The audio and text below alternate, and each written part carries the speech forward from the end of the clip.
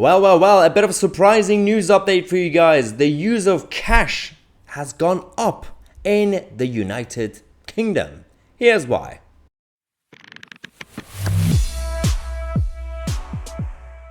Maybe the tide is turning. Well, the fight back has definitely started, the backlash has started, and this is about cashless society. There's been a massive move towards cashless society over the last few years. One thing is about the gradual move of humanity. Part of it is that technology improves. There are more options available. Obviously, we've got the debit cards, you've got contactless, you've got Apple Pay, for example. Now we're going to have digital currencies, right? Part of it is gradual. Part of it is government mandate. This is it. Centralization, globalism. So when they talk about Bank of England creating a new currency, Bitcoin, which is the digital currency, and they're going to say, we are going to make it programmable, then people freak out. So the latest update is about the rise of cash for the first time in 10 years. What is happening? Have people suddenly decided to go back to cash? Well, it's simply because of what happened over the last few years, especially since lockdown, and all the news updates recently about banks.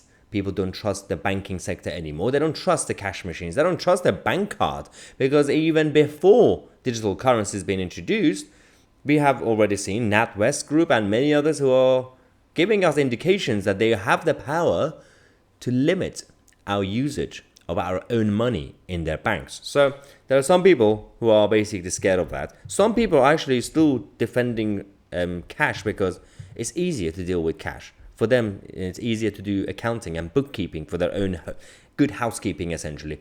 But it doesn't mean, by the way, cash is now taking over debit cards or contactless or Apple Pay. No. Cash is still the lowest one. But it's about the fact that it has not been destroyed, and in fact, it's slowly coming up compared to a few years ago. Look at this. Obviously, debit cards are still the highest. In terms of the spending, by 2022, 2023, 22.7 billion pounds transactions, right? Credit cards are the lowest, actually, 4 billion pounds. But cash, as you can see, between 2012 and 2020, it has been going down massively, and then something changed. The new world after lockdown. And cash has slightly increased since 2020. It's now at 6.3 billion pounds when it comes to the transactions and payments. And it's fascinating. Is this going to continue, or is it just a bit of a bump in the road for the cashless society mob? Let me know in the comment section. So, we've got Adrian Buckle, who's the head of research at UK Finance, is saying there is a wide variety of payment methods available in the UK, and each provides a specific benefits to the people using them. During 2022, we saw increased use of contactless, online banking, and mobile payments, although cost of living challenges meant that some people preferred to use cash to help with their budgeting. That's the thing. Budgeting also makes sense because it's not only just easier to count, you can put them on the table and divide them, but it's also when you see it physically, it makes you feel more responsible. You'll be like, well, I can see how much money I have. Whereas compared to digital money, you just don't see it. I mean, I personally, when I overspent during the month, I try not to check how much money I have in my bank account. It's going to be very depressing. So I fully understand that aspect of it as well.